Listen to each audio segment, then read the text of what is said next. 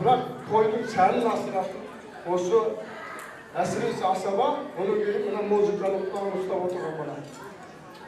Осыған бір ауыз айтар сөзім бар. Музыканың құлағын ұстап отырған бала не надан, музыкадан хабар жоқ. Не бізді ақымақ санап отырған бала. Осындай бір үйге қалаға қатты музыка қойған атамыз қазақта болмаған шаруа. Әзір біз мына орта жастан асқарып жүрегіміз көтермейтін болды. Мағана жоқ.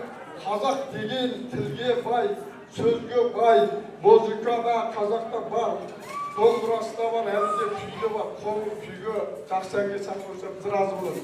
Біз әлде екінші дастарханға шыдайтын шама қалғанбыз. Айда әлде 2 сағат күнде бірге орамақ қойған, қорғас орамақ болса, маған бір асабаға да айтты, бір дастарханда тұрған айтты, болмайды. Өзгеріс енгізуге болатын шығар. Бірақ осы тойда біреуді сынап, біреуді мінейін деген ойым жоқ.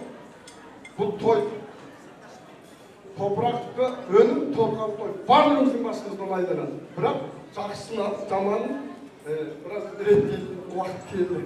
Мынау менің ебем құрдасым өз балаларым болғаннан кейін осыны айтып жатыр, көңілдерге келтесің бала сендер.